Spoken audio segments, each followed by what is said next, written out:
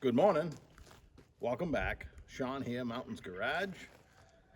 It's a beautiful Friday morning. You might hear a rooster crowing. Not my rooster, but he crows dawn to dusk. Apparently he can't tell time. Might have a little breeze. Hopefully it doesn't affect the quality of the audio. But we're standing outside the storage container, one of, that I recently acquired. And the other day, I put two project vehicles inside. Hold still. Got my temporary lighting up there.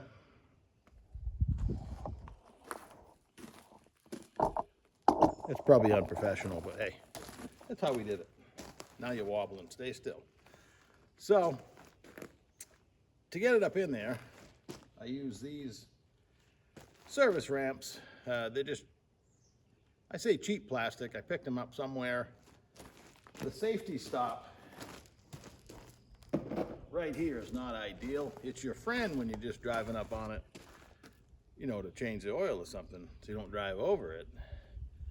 But in this situation, I knew it wasn't a permanent answer to putting vehicles in and out. Now, when I'm pushing them with the tractor, I usually have them hanging on a sling, two slings on the frame, and it'll work its way up in there pretty decent over obstacles. It won't jump up 5 inches. That's what the gap is. From here to here is 5 inches. So knowing that, I, in typical Sean fashion, went looking for answers somewhat cheaply. So here's what I found. I keep checking the camera, make sure it's on.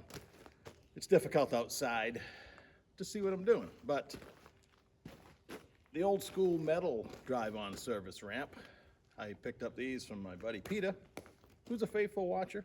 Thanks, Pete. Time to visit soon. It has a divot and somewhat of a safety stop, but it's about 3 inches too high. And I'm afraid when I go over it, it would probably spit it out. I suppose I could dig down, but I was pretty sure that this was not the answer. Next to these rigs, these are made for putting up against a curb to get like a two-wheel dolly over it or a wheelchair or something. They already had these notches here, which gave me inspiration to cut a hole here because the latch is in the way.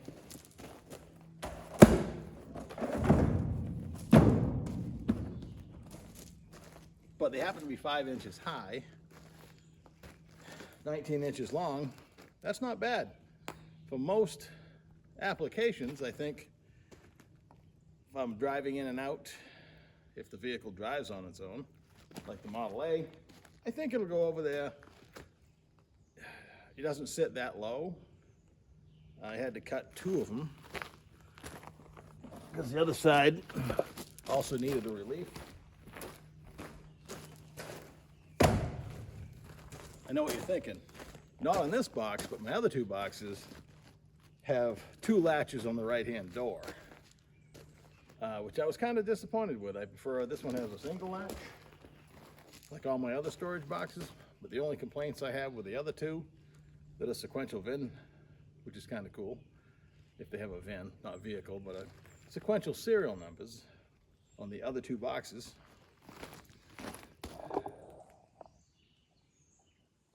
Two latches on the doors. First video I've ever done that, so hope it works out. Now I can't tell where I'm pointing, but that's not a bad solution. When they showed up, I had no idea what I was getting into. They were $40 on Amazon. I figured they were going to be cheap plastic junk. Turns out they probably recycled rubber, tires probably. Box weighed about 40 pounds, and it was easy to cut the little squares.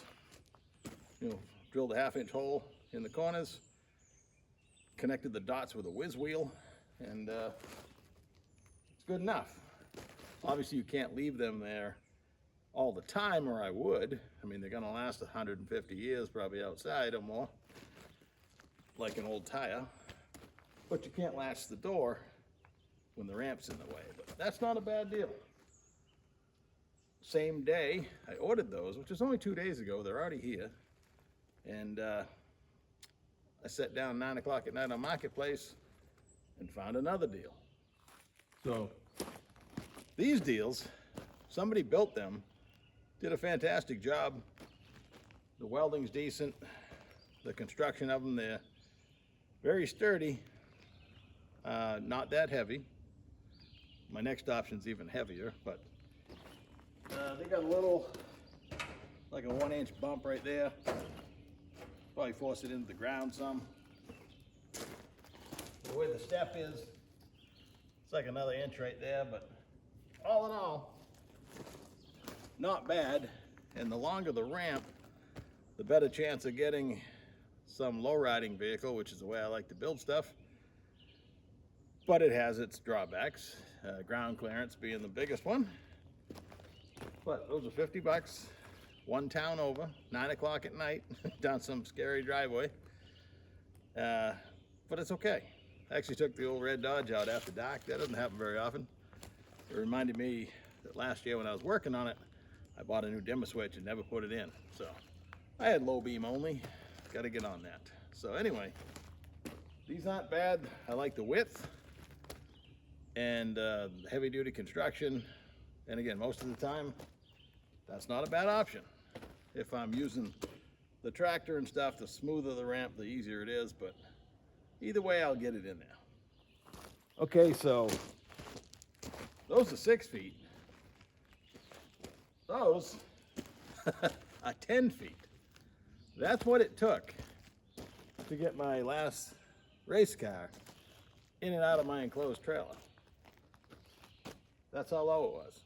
It had 3 inches at the motor plate and a couple, maybe 2.5 the rest of the vehicle.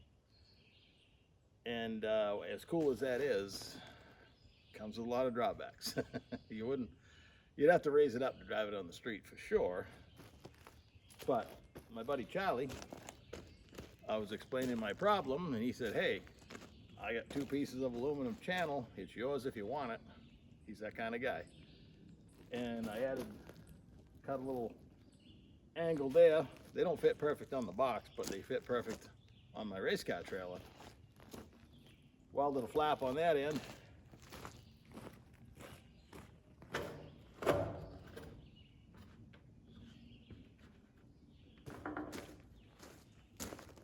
And if I have to put something super low in there, I can. Now they're fairly heavy. They're aluminum, but they're thick. Probably weighs twice what that one does. And I just carried that one from the upper driveway, no problem. I carried that one from 40 feet that way, and I'm glad I didn't have to go any further. It's not that bad, but you know what I'm saying. But it's nice to have options. So I had to buy 2 of these. The black things I showed you on Amazon, the 5-inch high wheelchair ramps, for lack of a better term. Those are $40 delivered for the pair, and I was pleasantly surprised when I saw and opened the box. For the money, I expected it was going to be some cheap plastic junk, kind of like the service stands. When I put my Suburban on those, they start bulging out. It does not give you a safe feeling.